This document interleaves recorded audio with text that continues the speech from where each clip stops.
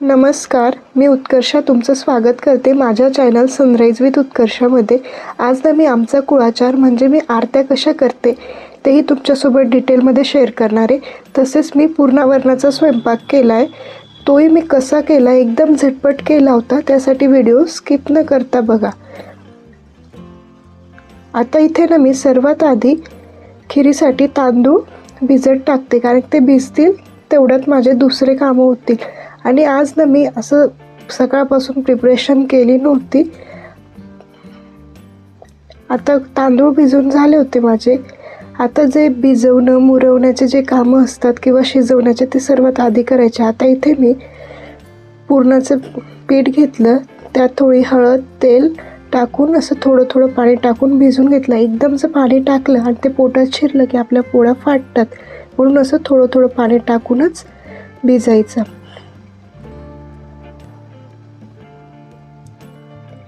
आता इथे माझं कणिक भिजून झालं होतं। आता थोडं तेलाचा हात लावून मी त्याला परत मर्दून घेईल। आता आपलं पूर्ण कणिक भिजून झाले, मी ते आता एका बाउलमध्ये काढलं आणि त्याच परातीमध्ये मी इथे 1.5 फुलपात्र हरभऱ्याची डाळ घेतली। आता ती स्वच्छ धुवून घेईल 3-4 पाण्यांनी।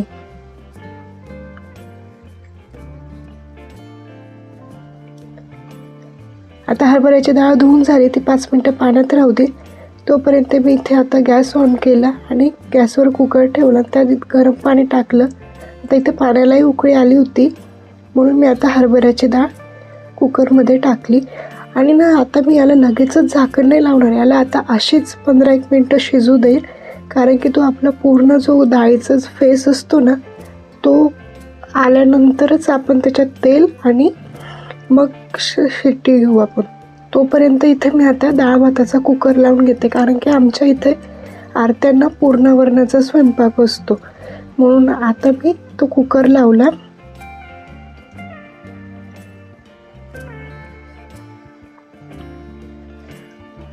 आणि इकडे माझं डाळीचंही पूर्ण फेस निघाला होता, म्हणून मी तेल टाकून आता झाकण लावून घेतलं।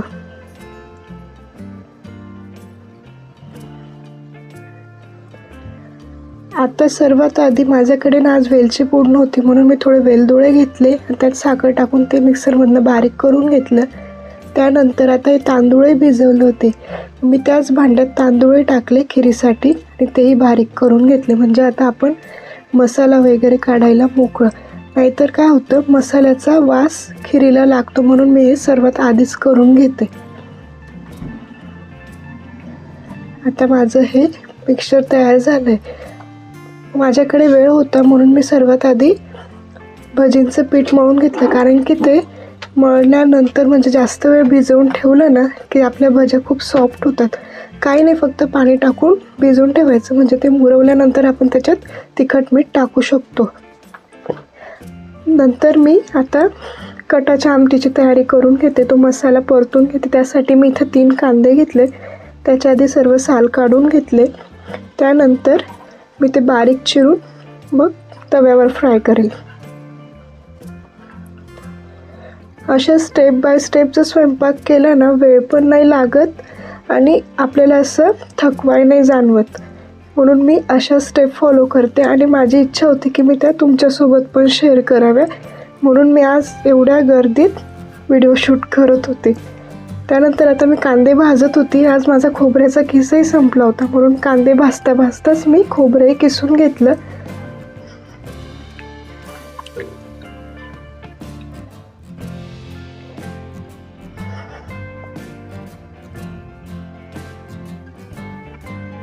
आता इथे माझं खोबरंही किसून झालं होतं, कांदेही भाजून झाले होते, म्हणून मी आता किसलेला खोबऱ्याचा किस त्याच्यात टाकून तेही छान भाजून घेईल।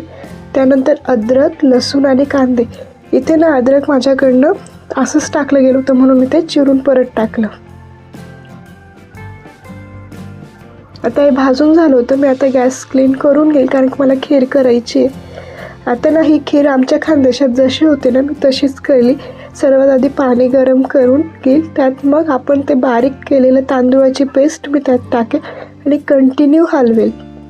ही काय नाही 1-2 मिनटातच घट्ट व्हायला लागते. आता आपली बऱ्यापैकी घट्ट झाली म्हणून मी त्यात आता दूध टाकेल. आणि दूध हे आपल्याला लागतच टाकायचं, नाही तर एकदम घट्ट होते नाहीतर पातळ. त्यानंतर मी थोडं खोबरं आणि बेदाणे टाकले आणि ते पण छान हलवून घे. आणि आपण हे वेलदोडे आणि साखर जी मिक्सरमधनं बारीक केली होती ना, ही मी लास्टला टाकली. थोडा वेळ हलवलं आणि आता मी खीर झाकून ठेवून देईन.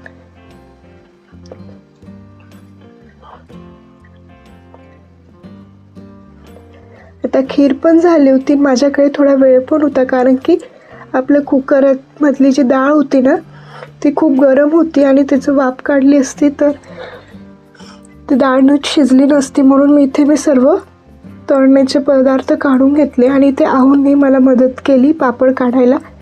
आता मी कुरडई, तांदूळाचे पापड, नागलीचे पापड हे सगळं काढून घेतलं. जे खानदेशी असतील त्यांनी माहितीच असेल की आपल्या इथे तळणीचे पदार्थ किती लागतात सारसोबत खायला.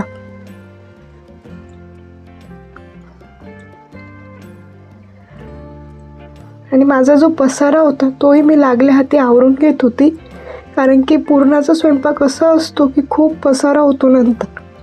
तेवढ्यात माझी डाळी छान शिजून झाली होती. बघा, मी तुम्हालाही दाखवते.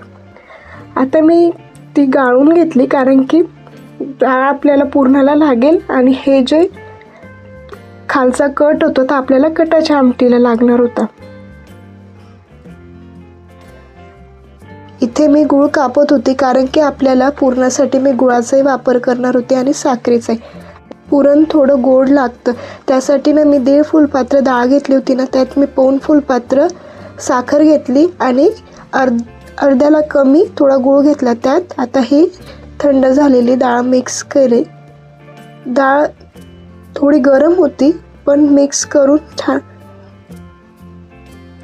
इथे मी पूर्ण डाळ मिक्स करून घेतली आणि मी गाळणीने नाही वाटणार आहे, मी डायरेक्ट मिक्सरमधनंच आता ही डाळ काढून घेईल. अशाने पुरण खूप छान होतं. आता मी मिक्सरमधनं काढून घेतली होती आणि ज्या कुकरमध्ये आपण डाळ शिजवली होती ना, मी त्याच कुकरमध्ये आता तिला हटवून घेणार आहे. आणि आता मी इथे कंटिन्यू 5-10 मिनटापासून हलवत होती. आता सर्व साईडचं पुरण काढून घेतलं आणि कंटिन्यू हलवत होती. असं कंटिन्यू हलवायचं जेणेकरून आपलं पुरण चिटकत नाही खाली. आणि आता आपलं असं उलटणी उभी राहिली की आपलं पुरण शिजलेलं समजायचं. आता ते थंड होतंय तोपर्यंत आता मी इथे माझं तळण तळून घेते.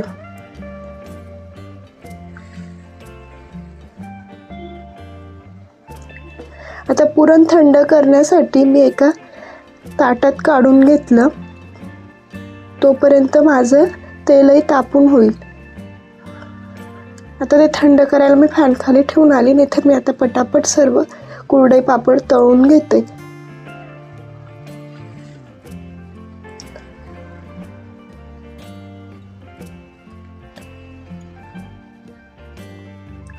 आणि बघा कुरडई आणि पापड किती छान फुगत होते, कारण की याला ना तेलाचं तापमान मेंटेन करावं लागतं. जर तेल थंड झालं तरी पापड फुगत नाही आणि जास्त तापलं तर ते एकदम काळपट पडतात. आता इथं मी सर्व पापड आणि कुरडई तळून घेतले आणि ना मी आधी नैवेद्यासाठीच्या भजे पण काढून घेतले, कारण की मला नैवेद्याचं ताट आधी करायचं असतं आणि मग नंतर मी आमच्यासाठी गरम गरम काढेन.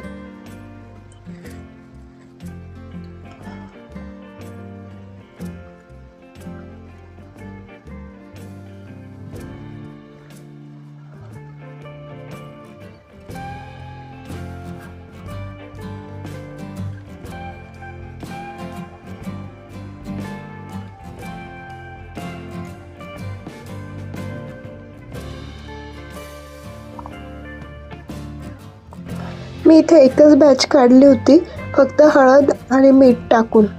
आता नंतर आपल्याला काही ॲड करायचं असेल तर करू शकतो. आणि हे पापड जास्त वेळ जर बाहेर राहू दिले ना तर ते वातडे होतात, म्हणून मी ते एका डब्यात भरून ठेवून दिले जेणेकरून त्यांचा क्रंच तयार राहील. आणि आता आमच्या इथे 2 प्रकारचे सार करतात. एक जो देवांसाठी असतो ना त्याच्यात कांद्याचा वापर नाही करत, फक्त हळद, जिरेपूड वगैरे, म्हणजे आम्ही कांदे लसूण नाही वापरत देवांसाठी. आणि कांदे लसणाचा सार मी आता तुम्हाला नंतर दाखवते. आता माझा ऑलमोस्ट तयार झालं होतं सार. आणि बघा पुरणाचंही किती परफेक्ट झालं होतं आपलं आणि कणिकही छान मुरून झाली होती. आता मग मी जायफळ घेतलं आणि ते पुरणात किसून घेईल, कारण की जायफळची टेस्ट पुरणात अप्रतिम लागते. आणि आता ते छान मिक्स करून घेईल. आमच्या इथे ना दिवे हे पुरणाचेच असतात आणि चतुर्थीला असल्यामुळे 14 दिवे करतात. आता इथे मी माझी पद्धत तुम्हाला दाखवते, मी कसे दिवे करते.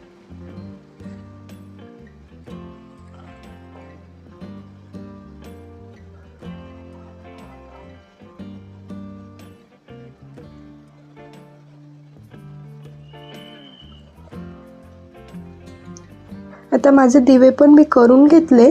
त्यानंतर मी आता भंडारा करेल.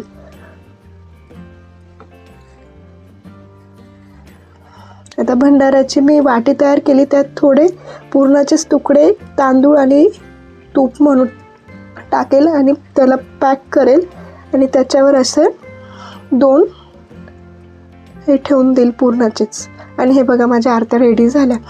आता आरत्यांचं पप्पांना दिलं पुढच्या तयारीसाठी. तोपर्यंत मी आता हे जे भाजलेलं होतं ना आमटीसाठीचं कटाचं, तर तो सर्व मिक्सरच्या भांड्यात टाकला. ते आधी फिरवून घेईल आणि मग मी त्यात चटणी आणि मसाले टाकेल. असं केल्यानं ना आपलं मिक्सचर लवकर बारीक होऊन जातं. मग नंतर मी आता सारला फोडणी दिला. आता कढईत आधी तेल टाकलं आणि ते मिक्सरमधनं काढलेलं मिश्रण सगळं छान परतून घेईल. आता हे बघा आपलं मिश्रण छान परतून झालंय. त्यात मी आता थोडं गरम पाणी टाकून ते परत परतेल. आणि खरं साराला चव ही फक्त आपण मसाला किती भाजतो त्याने येतो. आता इथे छान तेल सुटस्तो भाजलं होतं. आता ते कटाचं पाणी टाकून मी त्याला छान उकळू दिलं. आपला सार रेडी झाला. तर सार पण रेडी झाला होता. आता मी पुरणाच्या पोळ्या करून घेते.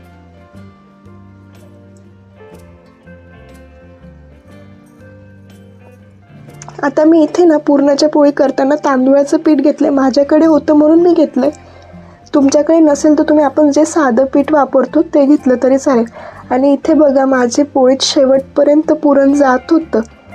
आणि अशी उलटपुलट करून लाटली ना तर पोळी एकसारखी लाटली जाते आणि खूप छान आणि मऊ होते. आता माझी पोळी लाटून झाली होती. मी तिला तर शेकून घेते.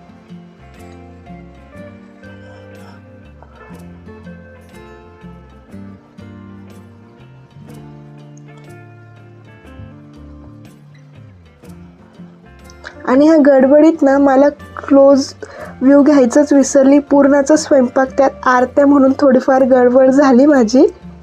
पण मला जेवढं तुमच्यापर्यंत शेअर करता येईल तेवढं मी माझा प्रयत्न केला शेअर करण्याचा. आणि ही बघा किती छान पुरणपोळी झाली होती. आता मी अशाच सर्व पुरणपोळ्या करून घेते. आता माझा सर्व स्वयंपाक झाला होता. आता मी देवांसाठी नैवेद्याचं ताट तयार करत होते. आधी 2 भाताचं ठेवलं. त्यावर मी डाळ टाकली. त्यानंतर आपण केलेला तो सार एका वाटीत टाकला, कारण की आपलं देवाचं ताट होतं. त्यानंतर भजे हे मी आधीच करून ठेवले होते. कुरडई, पापड, त्यानंतर खीर, असं एक एक करून मी सगळं करत होते. त्यानंतर पोळ्या ठेवल्या आणि थोडंसं पुरण हे आपल्या ताटाला कंप्लीट करतं. वरणाचं ताट पूर्ण. आणि थोडा दही भाताचा नैवेद्य पण ठेवला. आता माझं ताट तयार झालं होतं. मी तूप टाकून देवांना नैवेद्य दाखवला. आणि इथे पप्पा दिवे लावत होते. बघा किती छान प्रज्वलित झाले होते दिवे.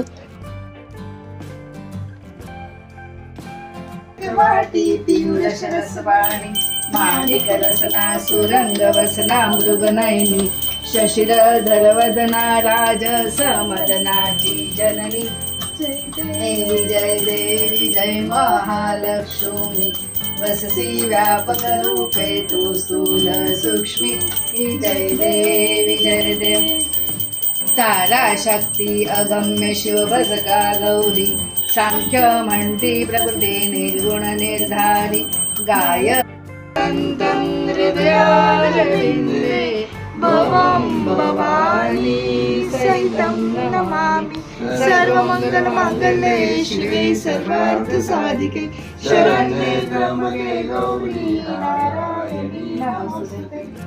आजचा व्हिडिओ जर तुम्हाला आवडला असेल तर please like share and subscribe to my channel.